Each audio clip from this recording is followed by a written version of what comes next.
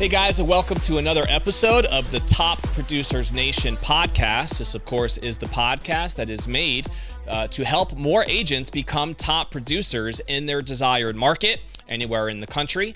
We also help team leaders and brokers develop more top producers in their organizations anywhere in the country as well. We are powered on the local level by Tampa Bay Real Producers franchise here in the beautiful Tampa Bay, Florida market.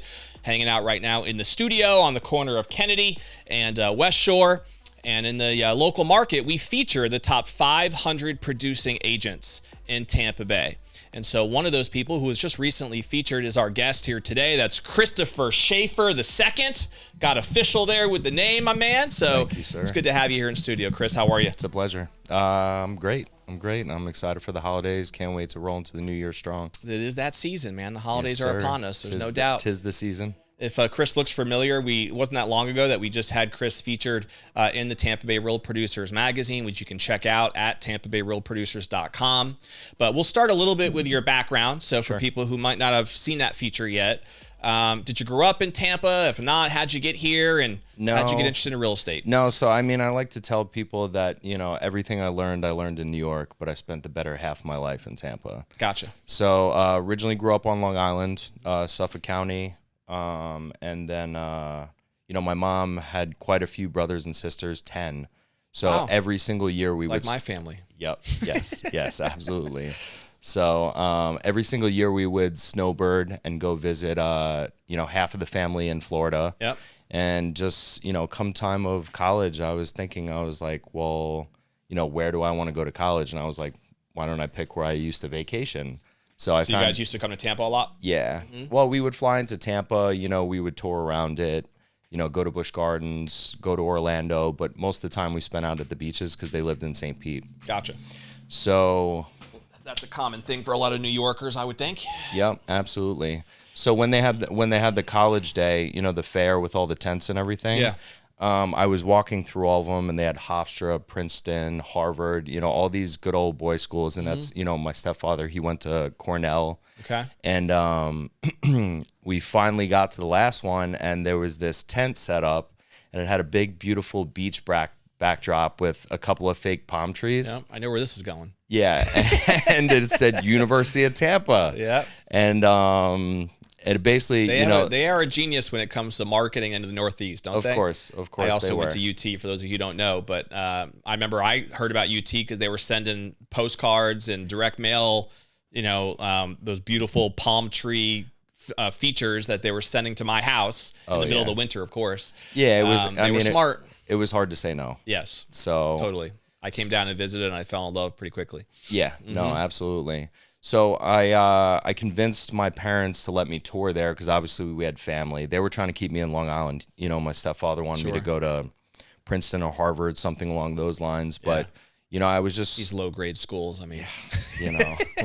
Lowbrow. So I was a scholar athlete, so I pretty much had pick of the litter. Nice. So I only applied to one, Baseball, though. right?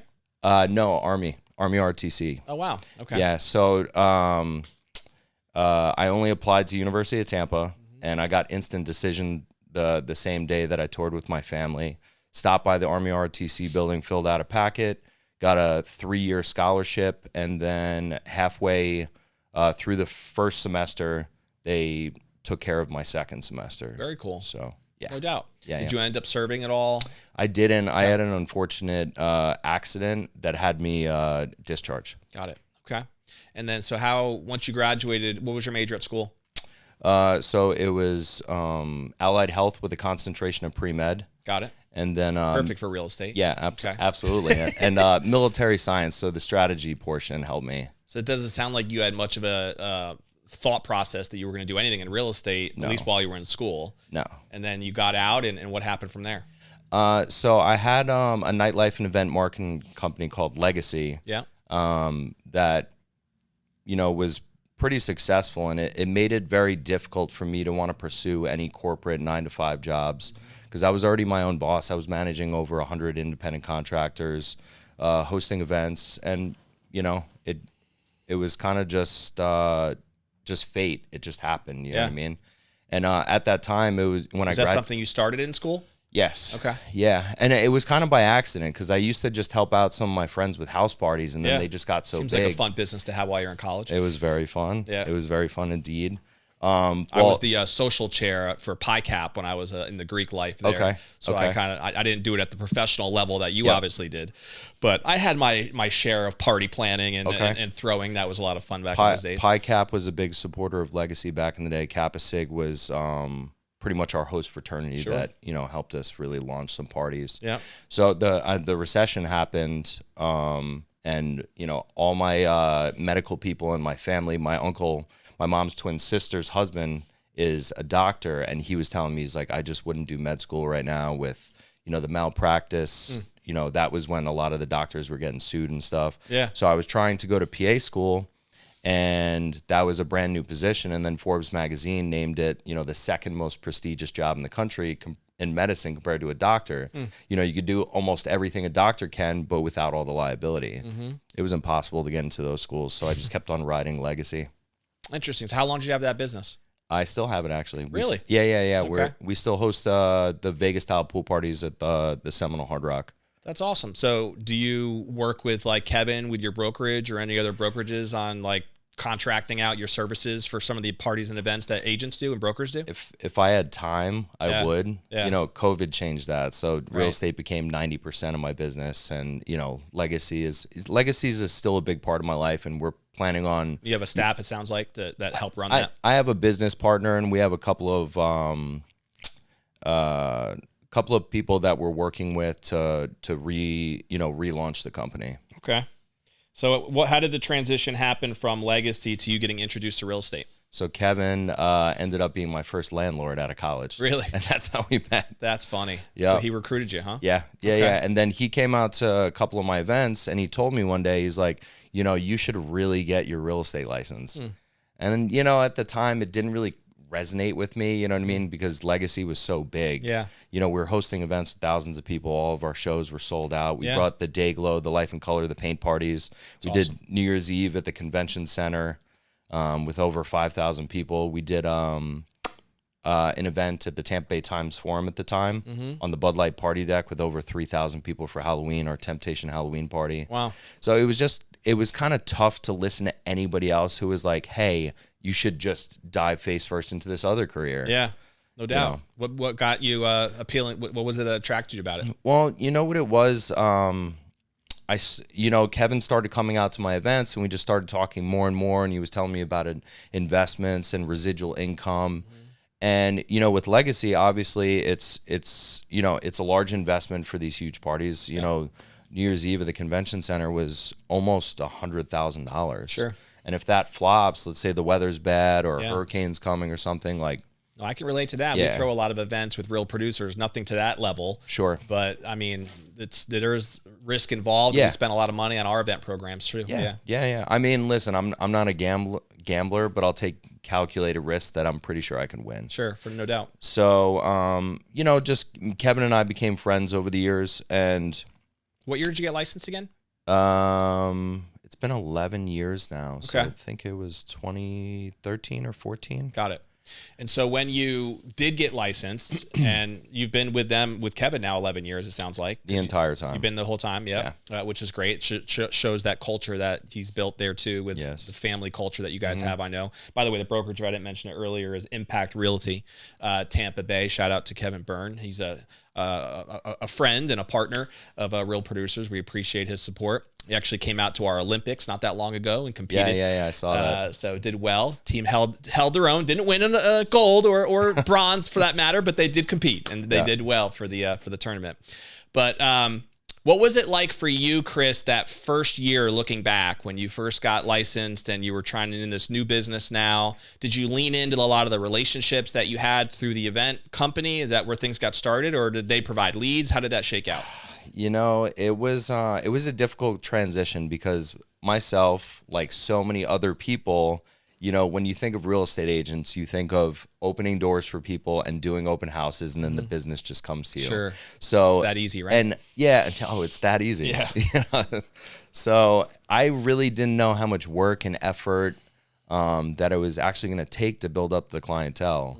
And to be honest, a lot of people respected me in the nightlife and entertainment industry, but I believe the issue lied there is it's like, do you want somebody handling potentially the most important financial decision in your life that was just hosting an event until 3 a.m? Right.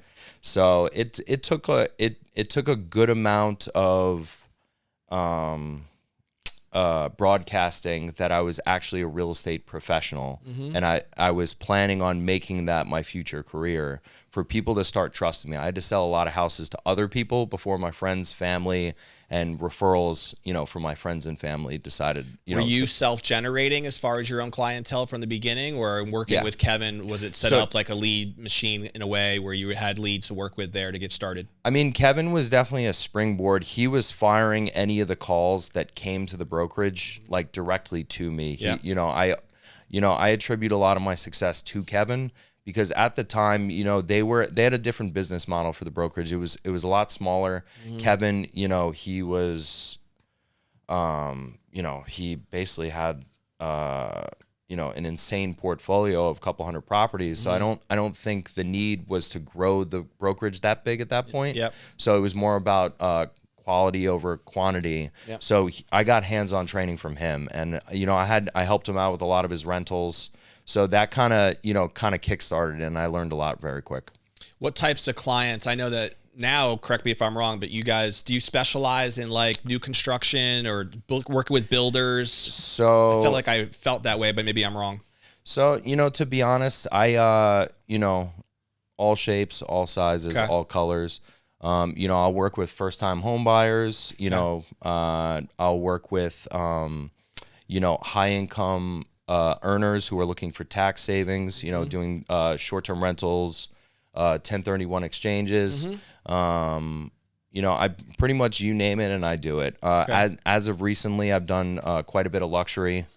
It's kind of just spitballed, you know what I mean? Has that evolved over the years just based on who you've connected to and the relationships? Absolutely. Yeah. Absolutely. And it's obviously, real estate is very relationship based. And I always like to be out there, and just the more I put myself out there, I think it's just been coming back as people see I do good business. What's been your best year? Does a year stand out to you as from a volume standpoint or just overall? I mean, do you remember what your best year was? I think my big coming out party, as like a big real estate agent was COVID.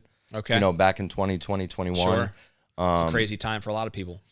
Yeah. Oh yeah. It was pretty insane. Did you have a lot of your New York crowd coming down? And I did. Get the heck out of there. Yeah. I sold about 50 properties to people from the, New England and the tri-state area. And some of those people I didn't meet in person until we got to the closing table. Everything was FaceTime.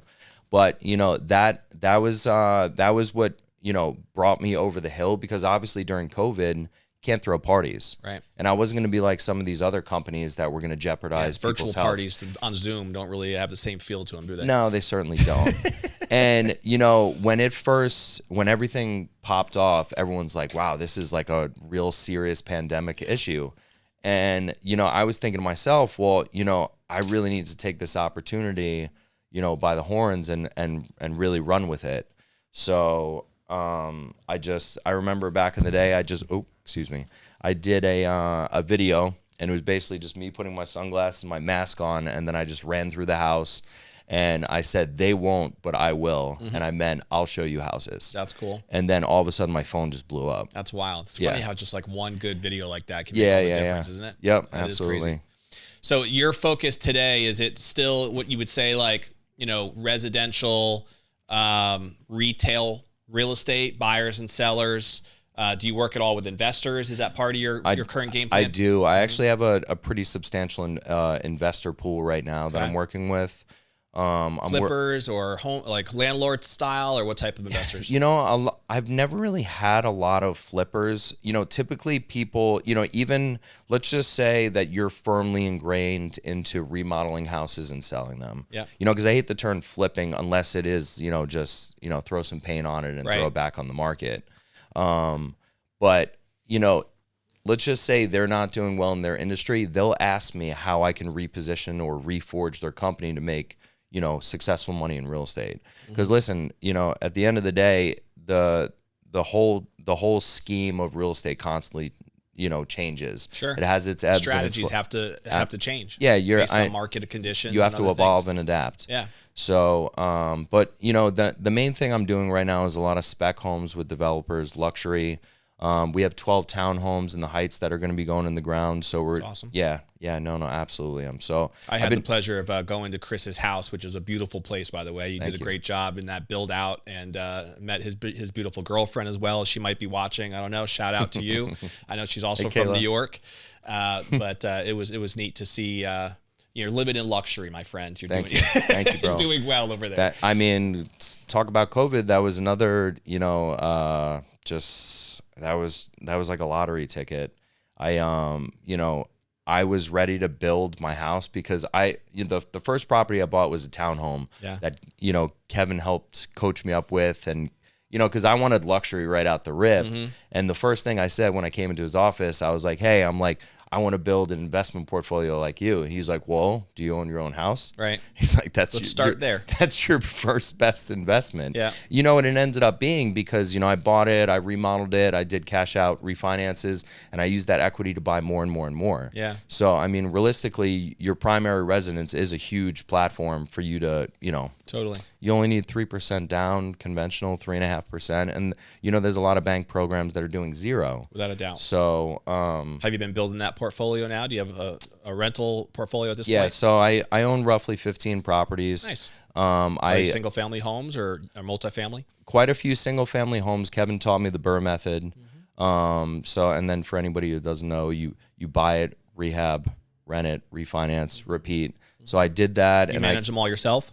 No. Actually, I use Valencia Property Management through Kevin. They've been fantastic. They're like family to me. They get the job done. They're great. That's awesome. So, and it's if it's not broke, don't fix it. Yeah. So we've had people on this show who have followed the same method, and I think obviously it works, and it's a great way to build wealth over time as you're building equity in these different properties, and hopefully cash flowing well on each one as well. Oh yeah, absolutely. And then I've also had people here who have done the multifamily approach and looking for things in that minimum of 5 units, 10 unit, 15, into apartment buildings at times. Do you have an interest in that side of things too? Or so, I've been talking to a lot of my developer partners, because it does get difficult at time managing so many doors that are not connected to each other. Yeah. But it does mitigate risk. So, if you don't vacant, right. Yeah, if you don't have all your chips in one basket, let's just say, I sell all my properties, blank slate. I go buy a mini hotel at the beach. Obviously that would be a dream for a lot of people. Hurricane comes through and, now takes, what? Yeah, now what? Yeah. And it's not like that hasn't happened anytime over the last couple of years. So, I can't, it doesn't really ring a bell.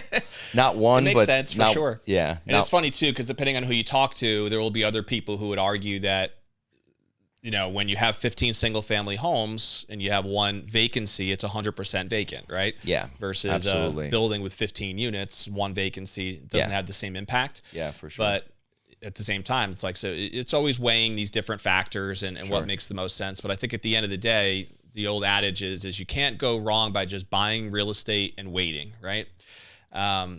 The most successful investors in the world, I think, would subscribe to that philosophy. Yeah, and it's it's just like the stock market, and I hate to keep on reverting back to the pandemic time, but that's when I thought I was going to become a big stock investor too. Yeah. Because it was so easy then. Yeah. But it's it's the same thing in real estate as it is with stocks. You know what I mean? You buy the dips, you sell at the highs. Yeah. And you hold the property, you don't lose money until you sell it. Yep. So if you think you need to sell the property, just get rid of the the monthly overhead expense and just rent it out. Yeah. And then you have an asset. And hopefully if you bought it at the right price, then you're still going to cash flow, right? 100%. At the end of the day. When you, as from an investor mentality, do you analyze your investment potential as, or properties as like cash flow? Would you say you're more of a cash flow investor or more of like the equity longer term buy and hold? So I try to look at, I don't like just having a very one-dimensional model for my properties. For the original portfolio that I put together for the Burr method, that was just, it was, buy single family block construction homes, duplexes, triplexes, quads, and then just, rehab rehab them, and then rent them out and stabilize them, and then pull the money out, do it again. Yep. So, it's pretty difficult to do that model right now just because of interest rates and insurance and taxes. So now and making it cash flow. You mean? Yeah, absolutely. Yeah. So now what I've been doing is I've been looking at, a different perspective. I've been buying slightly on speculation, in areas that are of growth, hence, my house. The Heights weren't always the most desirable place. When, when you and I were in college, they said, don't go to the Heights. Right. I remember that. Yeah. Yeah, exactly. So, I took a leap of faith and, it's a booming area now. Yeah, absolutely. Yeah. No, it makes a lot of sense in the world. So there's where some would call it still speculation, but it's smart. It's educated. Right? Sure. Yeah. Well, I mean, we have a little bit of more insight as real estate professionals, and obviously the more you dive into it, do your research, then you can help your clients even more as well with their investments. It's interesting because I read Rich Dad Poor Dad many years ago, like many people who get into the real estate investment world, and that's what kind of got me excited about real estate investing, and I love these types of conversations about investments. I personally never got as much into the realtor world that you've been in, and obviously have thrived in. And obviously now that's what my whole business revolves around, is trying to support and highlight you guys for the success and the hard work that you bring to the table. Do you have any preference one way or the other about what you do as a realtor compared to your investment side of things? Does either one way or the other, wet your whistle more on the types of conversations you love to have or who you love to serve at the highest level, or do you just think they complement each other really well?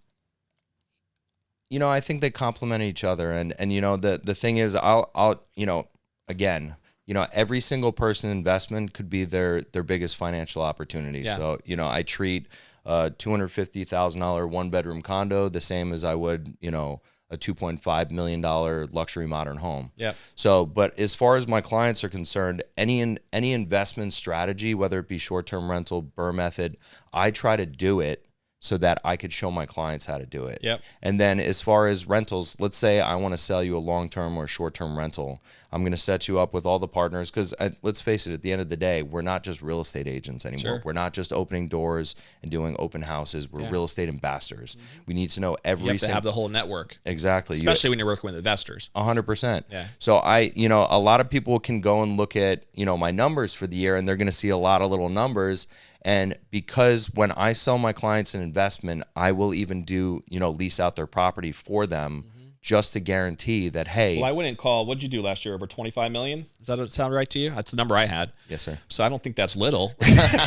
Well, I just meant there's on a per transaction basis. Yeah, there's a lot of little line items there. Yeah. And that's because I want to ensure and guarantee that I do good business. If I sell you something, I want to make sure that the rent that I told you it's going to get, we're going to rent it for that. I'm going to give it to you. Yeah. I get it. No, it makes a lot of sense in the world. What's your favorite part of real estate, would you say, if you had to pinpoint one thing? Honestly, it's just pulling off the impossible sometimes. You know what I mean? Making the deals work when they might be falling apart with someone else. Oh, yeah, absolutely. Yeah. I thrive in that type of energy. So I get it. If somebody says it can't be done, then I want to do it even more. So are you ready to give it all up and go back to the medical side now? Is that the next step? Dr. Schaefer is going to be the next step, or what? So my girlfriend, she's a CRNA. Okay. And, she went to... So there you go. You got your medical itch right there. Yeah. And I thought, listen, I respect everything. She's Superwoman, you know what I mean? So I respect everything she does. But I don't think I'm built that way anymore. Well, I think you're doing pretty well with the real estate game. You might want to lead into it a little bit more. Thank you, Stick it out a couple more years, Chris, and see how it shakes out for you. Appreciate that, Don. I have a future in the game. Thank you, sir. And that's kind of my next question is, like, when you think about now, I always love this time of year. We have a whole new year ahead of us going into 2026. And this is usually the time that people set new goals and they think about what they're most excited about for the new year. Where does your vision take you? Like, what are you thinking about now? What are you trying to create for next year and even beyond if you have a bigger vision than that? Sure. So short-term goals, obviously I really want to kill Q1 for sure. Okay. Especially in this market, it's a tough market. I know a lot of people, kind of follow what I'm doing on social media, and it's a really difficult market. Let's face it. Buyers think it's a buyer's market, sellers think it's a seller's market, and if I can figure out how to do better numbers than last year, then hopefully it'll inspire new people. As far as intermediate goals, I want to get more into real estate development. I did dive into 2 new investments. You just had Jeff Beggins on here with Century 21. So I invested in the Marriott Beachmaker. Sure. So we I talked about that. Yeah. So I bought one of those condos. Nice. But again, if I buy, if I'm trying to sell somebody something, I buy it too. Right. So I get it. That was something I felt very passionate about. I mean, Marriott seems like it's going to be a great project. Yeah, we're all very excited for it. So after I purchased one of those, I sold 6 more units there, and then I just bought land on the Hillsborough River. So I'm going to develop my my next house. Very cool. So, but the goal would be to be like my developer investors. I want to start buying lots, and getting into that realm. And building single family, you think, or building multifamily? Both. I'd be interested in both. Depending on what makes sense. Yeah, it just depends. You never know what you're going to get the good deal on. I could be hyper focused on wanting to get, a single family lot at a good price. Then all of a sudden I could get a triple lot with RM zoning, and then I could put, a quad, 4 townhomes on it. Yeah. So, whatever. Do you do anything outside of Tampa Bay, or is it all pretty local? So I've sold properties all the way up to Ocala, to Orlando, to Fort Myers. I was just at my newest listing that's going to be in Lakewood Ranch, $2.55 million, and just outside of Bradenton. So cool. I do business pretty much all over. Got it. Okay. On the personal side, for people to get a little bit more insight on that, for if they didn't get a chance to check out the article yet, we've already mentioned your girlfriend a few times, so I know that she's important to you right now in your life, and I'm sure she keeps you on the straight and narrow, which is great. Yeah, she certainly does. What do you guys love to do for fun? What keeps you excited with hobbies and interests? We're definitely foodies and travel junkies. We have a favorite place you've been? We just had this unreal European trip this past summer. Yeah, you were telling me about that. Yeah, she had never been to Europe, so I wanted to take her to a bunch of kind of exotic places. Yeah. One of the people I was with last night, Mark Christakis, he kept on telling me about Rhodes, and if anyone doesn't know, that's in Greece. It's one of the bigger islands, and so it's a big old castle city. And he had been hyping it up, and we've been talking about it, and I was like desperately trying to fit that into the itinerary. And we went to Amalfi Coast, we went to London, we went to Sardinia, which was absolutely stunning. That water is unreal. But the backhand half of the trip, the roads was just absolutely incredible. The whole downtown was a castle. Just having fun with Mark, and his wife's family's multiple generations there. So it was just cool. We really felt like he's got roots out there. Okay. Yeah, we really felt like we were part of the family, and it was just an amazing time. And you went with him? No, we met there. You met? Okay. Yeah, we went from Sardinia to Rhodes. And then we spent the day, just kind of exploring the old town. And then we met him in Lindos. That's cool. And then after that, we went to Cappadocia, as most people know it. And we did the hot air ballooning and everything. So I've never been to Greece. It's on my list. I look forward to, since we started having the kids, it's been a little bit harder to travel that far with the little ones. Yeah, I can years only before imagine. we had kids, we spent a little bit of time in Prague, which I loved. Prague is beautiful. It was a gorgeous city. We did go to London as well. I loved Italy. I spent some time in Rome and some time in Florence. Yeah. But I never got to Greece, so it's on my list one of these days. I look forward to it. I also spent some time in Ireland, which I really liked as well. I heard that's beautiful as well.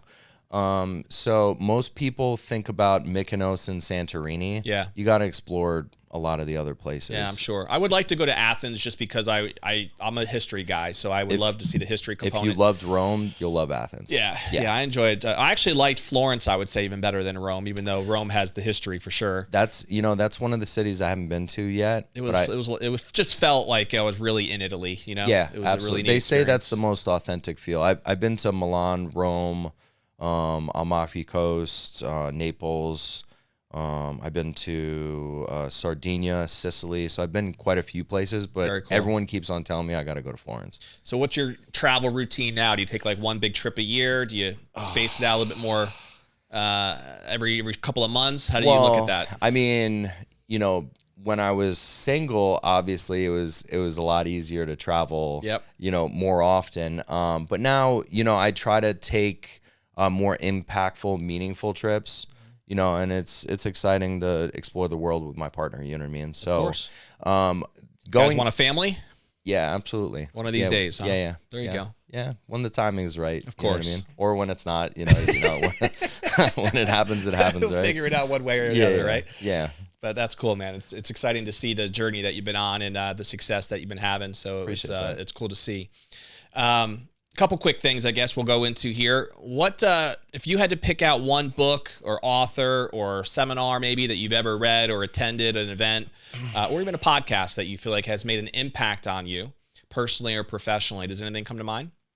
It's really tough. I've never been into, motivational speakers. Unfortunately, I haven't read too many books besides the ones that were required in school. I'm a big movie and TV guy, so I What's get your my favorite movie. There's so many I like, but I would say Pearl Harbor is one of my favorites. Classic. Yeah. Yeah. I just, You haven't heard that one yet, right, Rob? I don't think we've had a Pearl Harbor shout out yet. The closest to that was, I would say, Bobby Polini with Braveheart. Braveheart is a great That's a one. classic. Yeah, I mean, Yes. Mel Gibson's one of my favorites. Have you seen Midway? Yeah, that was fantastic too. too. It was Yeah. a super cool story, and it's crazy that nobody don't knows know about about it. the guy I know. Dick. I know it. And meanwhile, he took out 2 carriers. Yeah, no, it is crazy, isn't it? Yeah, oh, yeah. No doubt. I love that history stuff, like I said. So when I think I saw like at some museum or something, they had like versions of the true Midway story, and then Sure. it was that got me recognizing the story, and then obviously the movie was kind of cool how they adapted everything from there. But yeah, Most of my family's German, so I'm big into the World War I, World War II. That era. yeah, is I'm actually just, German as well. Half Okay. German. Yep. Yeah, I've never been to Germany though. It's another thing on the list. Oktoberfest I went to, and Did you in really? Munich. Yep. That's cool. I've been to Berlin. Oktoberfest is unreal. I'd love to go out there. I was almost going to go out there 2 years ago when I'm from the New York area as well, so I'm a Giants football fan. Oh yeah, same. And so when they were playing in Germany, yeah. and they had a horrible loss to Carolina Panthers, I think it was. But they were playing in Berlin. No, not Berlin. They were playing in Munich. And so I was going to fly out and try to go to the game in Munich, and it was during the Oktoberfest time. And so that was but it just didn't work out with family stuff that we had and whatever. We couldn't make it happen. Yeah. But I would love to do that sometime, like see an NFL game out there maybe. And, It would be cool. That'd be the right time to be able Especially to pull the it off. Giants. I'm a huge Giants fan too. Yeah. It's been a little painful over the years. Oh, but it's been a rough decade, dude. Yeah. Very rough decade. Well, I mean, listen. At the end of the day, you could be fans of a team that never won a Super Bowl. That's true. We do have 4. We had two. We do have 4. So two I can't incredible complain too ones much. with Eli against the undefeated Patriots. I was at the first one. Were you? Yeah, I was there in Arizona.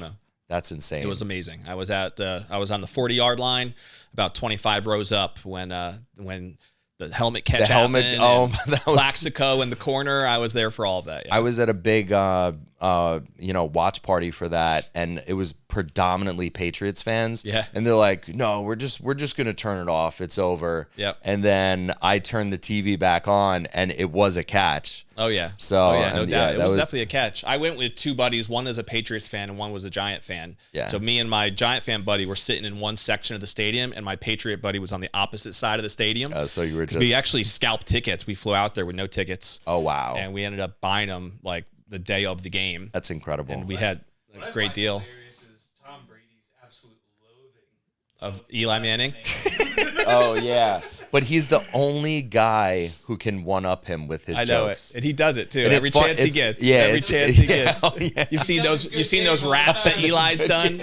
They're always like reels that he throws out there of like rapping about Tom Brady. Yeah, no, I know. He's so funny and ridiculous. white and slow with his raps, but it's always about Tom Brady. You know? Yeah, I know. It's hilarious. It's he is. ridiculous. He's great. He's great. I saw one the other day where they were both in like a jersey signing, and there was a Eli Manning jersey slid across Tom Brady's signing panel. Yeah. And he wrote, Yeah. on it, and then he goes to Eli Manning, and when Eli Manning sees what was written on his jersey, he's like, "All right, good game." Yeah, exactly. Yeah, I do like Jackson Dart, though. I feel like we might have something. He's with a him. stud. We'll see what happens. He's a stud. They need to figure out the coach, and that's the next step here. But hopefully Dart will turn things around here, I hope, in the next couple of years. Yeah, him and Scadaboo, they remind me of all the frat boys of college when we... I was here in Tampa when the Bucks won their first Super Bowl. John Gruden leading it in Against 2002. the Raiders. Yep, Yeah, and the Raiders. So I was living off camp. I was high cap at the time, and I had a house off campus. And that was a blast. So I mean, I'm a Bucks fan as well. I became a Bucks fan when I moved here for college for UT. It's hard not to be. Yeah, of course. But that was a fun time when they won that first Super Bowl. I mean, this city was going crazy. Yeah. And Dale Mabry was shut down, partying that night, and we literally had a house with a massive Bucks flag that was as big as our whole house. Oh wow! And we went out on the streets and hung out that night with a bunch of the people. We were literally throwing a toga party with our very cool fraternity and sister sorority that evening. And so it was a blast. It was good memories. And I remember being in Bucks in Raymond James when they brought the parade back and they brought the Super Bowl trophy in and they had all the announcements and we were close enough that we got to touch the trophy as they were walking it around. Did they do a boat parade like they did with Tom? No, that was just a COVID thing, I think. Oh, really? Yeah. Oh, I don't think they've ever done the boat parade before. I think that was the first time they've ever done it. I think that's probably going to be the thing now. Yeah, because it went well. That's for sure. Oh, yeah. Yeah, they got a lot of good content. Not so much for Tom. They had to carry him out, he's not used to partying with Tampa people. No, that's true. It's funny when he was in New England, he was so buttoned up and like held back. Conservative. He comes down here and he was like a completely different animal. Well, it was cool seeing that side of him. And the Gronk effect, Yeah, no, absolutely. He really put that team on his back after Jameis had just murdered us with the rifling all those interceptions and stuff. That was the year I bought my season tickets, and I got them for such a discount because they were you still have season tickets? Yeah. Nice. Yeah. So they got a couple big games coming up against the Panthers, huh? They do. I guess turn this into a football podcast, but that's fine with me. I have no problem with that. Tis the season, right? Exactly right. Hopefully they play Carolina this weekend, I think, don't they? They do. Is that home or is that in Carolina? That's in Carolina, and then the last game of the season is. I'm hoping Carolina to bring my home. son. He's 8, and he's like a diehard Bucks fan now. Okay. He wants to watch all the Bucks games, and he hasn't been to a game yet. So I'm hoping to bring him to the last game of the year. Okay. Well, we'll talk. Game. Maybe we have 6 tickets total between us. Oh, cool. Yeah, no doubt. That'd be awesome. one of my best friends, Casey, he's over in Guam right now. He's overseas, and he's been having me take care of his tickets for him. Oh, so cool. Yeah, no doubt. I would love to have if you have 2 extras, we would love to go. That'd be great. We have 2 extra. That'd be perfect, man. All right, I guess we'll put a bow on our episode as we have to get you out there crushing real estate for the rest of your day. But we appreciate you being here today as a great guest. And appreciate you. 2 last things. If someone wants to follow up with you, Chris, whether it's about investments, we've talked about a lot today, from the investment side to how you crushed it and getting things started, to obviously the way you think about the new construction element. And so there was different pieces here that if someone resonates with and wants to just follow up with you and talk about things that you're doing, what's the best way for someone to contact you? I'm big on Instagram. This, gives you a perspective, and you can see what my day-to-day is like in my portfolio. So at Mr. Sal Tampa. Super easy. Oh, that's a good name. Thank you. I like it, sir. I like it. No Thank doubt. you. That's a good brand right there. You can, if you're more of an email person, which some people are, if we want to start off like that, Chris at liveintampa.com. That's liveintampa.com. It's super easy as well. Yep. Or if you want to give me a call, 516, still have the New York area code. I still got Connecticut 203, so yes, I can sir. relate. 297-8073. There you go. We'll put that stuff in the description as well that gets posted. We'll end with this. So I always ask what I call the legacy question to get you think a little deeper about the purpose of what you do, right? So you're sitting here many years from now and sitting on that rocking chair, and you and your beautiful wife, girlfriend/wife now at that time, and have how many kids, however many you want, and you're thinking about your legacy and what would be most important for you. What type of thoughts come to mind in terms of what you'd want to be the most remembered for? Well, as far as my real estate career, that I've fulfilled all my friends and family and their friends and family real estate dreams and goals. And I just want to leave my legacy. So I just, eventually I want to, do a big development. And, like we were talking about before with the multifamily, eventually I'll conglomerate and, really leave my stamp on Tampa. There you go. Look Yes, at sir. you, the real estate tycoon, right? The mogul, is that what Yes, they sir. say? Yes, sir. The Donald Trump of Tampa Bay when it comes to real estate moguls. We love Donnie. Not everybody does, but I'm with you. It's an acquired taste. It's an acquired taste. At the bare minimum, you at least have to be entertained, whether you dislike him or Entertaining like is very him. true. Yeah, No doubt for about sure. that. Come on now. One thing you got to look at the one thing positive. anybody can say is he's entertaining for Yeah, sure. absolutely. We'll put a wrap on the episode with a call to action and a challenge to the audience. So if you're watching live on YouTube or Facebook or listening in on any of the podcast platforms that we're on, we highly encourage you to take action on at least one thing that we talked about today here with Christopher Schaefer II, that will resonate with you, to allow you to capture the value from our conversation today. Maybe you liked our discussion about the investment world and the stuff that Christopher's involved with right now, the types of investors he's working with. Maybe that appeals to you as an agent who you might want to add some more of those types of people into your network and who you're working with. Maybe you want to build some of your own portfolio and you're thinking about the way that Christopher's done that he described here today. So maybe that's just a simple phone call to somebody like him or somebody else that can help you kind of guide. Christopher talked about his relationship with his broker, with Kevin Byrne, as a mentor in his life. And maybe that's something that might be missing for you, is finding out that person who can help, lead that process and help you get along. And we're willing to be a role there if we have to be as well. You can check us out, of course, at topproducersnation.com. We have online communities and courses and training and different coaching programs for agents to help them grow their individual business, but also as a team leader and a broker, we have workshops and programs for you to help you be more productive in running your teams and developing leaders in your organization. That's something we're passionate about with our Top Producers Nation program. So don't reach out, topproducersnation.com, but take action on at least one thing so you'll capture the value of our conversation today. And you can, of course, see us on our next episode of the Top Producers Nation podcast. We'll see you later.